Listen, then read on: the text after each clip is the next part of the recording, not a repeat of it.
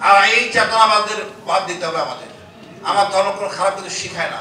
সবাইকে মিলে আমরা এক ঐক্যে থাকবো, আমরা সুন্দর কাঙ্ক্ষিত লক্ষ্যে পৌঁছবো।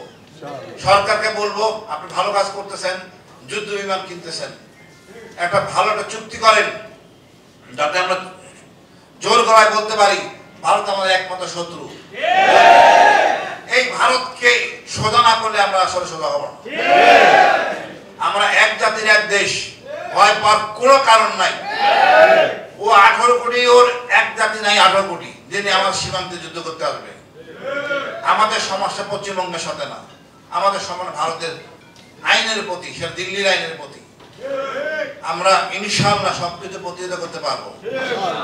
ওনারা উস্কানি দিচ্ছেন জঙ্গিরা ক্ষমতায় আসবে, তো তোমার সমস্যা কোথায়? আমরা যদি জঙ্গি নিয়ে কমফোর্টেবল থাকি, তোমার তো সমস্যার কথা না। জঙ্গি তো তোমরা মুসলমান মারো, আমরা তো হিন্দুকে মারি না। জঙ্গি হলো অন্য ধর্মের লোকরা। আমরা বলতেও লজ্জা পাই যে আমাদের প্যালেস্টাইন মুসলমানরা মারা যায়, আমরা বলতে পারি না তারা জঙ্গি। এই দাঁড়িয়ে করলে আমরা জঙ্গি। আমরা জঙ্গি নিয়ে বসবাস করবো দরকার হলে।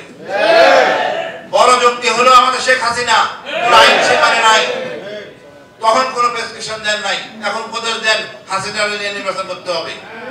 এই ধরনের কথা বলে সোজা করে দিবেন। আর একটা জিনিস আমাদের দরকার, একটা সার্বভৌমত্ব চুক্তি, যেখানে দরকার আমাদের এই সার্বভৌমত্ব প্রশ্নে আমরা ক্ষমতাবান হব। আমাদের দরকার পাকিস্তান, চীন, টার্কি সহ একটা সার্বভৌমত্ব চুক্তি। যদি ক্ষতিগ্রস্ত হই তাহলে ব্যবহার করব।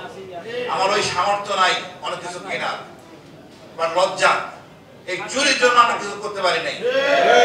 এত টাকা চুরি না হলে আমরা এরকম বহু কিছু বানাতে পারতাম পাকিস্তানের মতো। এই চোরদের আমরা দেখতে চাই না, নতুন কোনো চাঁদাবাদ আমরা দেখতে চাই না। বাংলাদেশের দুঃখজনক সত্য, আমাদের অনেক খনিজ সম্পদ নাই, একটা সম্পদ আমাদের আছে, এই জনগণ। একটা জনগণের পিছনে 1 লাখ টাকা খরচ করে সরকার 6 মাসের মধ্যে সে ডলার ফেরত পাবে। এত সহজ ইনভেস্টমেন্ট কেন করেন আমি জানি না। সব কমিশনবাজ।